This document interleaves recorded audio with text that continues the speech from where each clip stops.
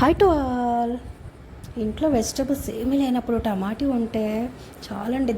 దాంతో మనకి వెళ్ళిపోతుంది కదా. ఒక రైస్ చేసేసుకొని టమాటీ కర్రీ చేసుకొని తినేస్తుంటే అదే పని చేద్దాం. ఇప్పుడు మనం కూడా ఆయిల్ వేసుకొని ఆవాలు చుట్టుపట్లాడాక జీలకర్ర, ఎండుమిర్చి అవి కూడా కొంచెం ఫ్రై అయినాక ఉల్లిపాయ పచ్చిమిర్చి వేసుకొని అది కూడా కొంచెం దోరగా ఫ్రై అయినాక అల్లం వెల్లుల్లి పేస్ట్ వేసేసుకున్నానండి. అది కూడా కాస్త ఫ్రై అయిన తర్వాత పసుపు కొంచెం పచ్చిపాసన పోయే వరకు మనం వేడి చేసేసుకుంటే మన మెయిన్ ఇంగ్రీడియంట్ టమాటీలు చూడండి. 1 కిలో టమాటీలతో నేను చేస్తున్నానండి.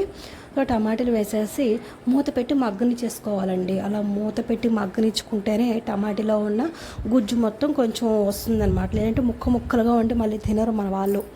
సో చూడండి, ఇట్లాగా మూత పెట్టి మగ్గనిచ్చేసుకుంటే చక్కగా అట్లా గుజ్జు కర్రీలాగా వచ్చేస్తుంది. ఇప్పుడు దీనిలోని మెయిన్గా ఉప్పు, కారం చూసుకొని వేసేసుకోండి. అయితే నేను రైస్లోకి అని అనుకుంటున్నానండి. అందుకనేసి నేను కొంచెం వాటర్ కూడా యాడ్ చేస్తున్నాను. కొంచెం మరీ ఎక్కువ కాకుండా కొంచెం వాటర్ యాడ్ చేసేసుకొని ఒకసారి మళ్ళీ మూత పెట్టి ఉడికించేసుకుంటే మన వేడివే మంచి కర్రీ రెడీ అయిపోతుందండి.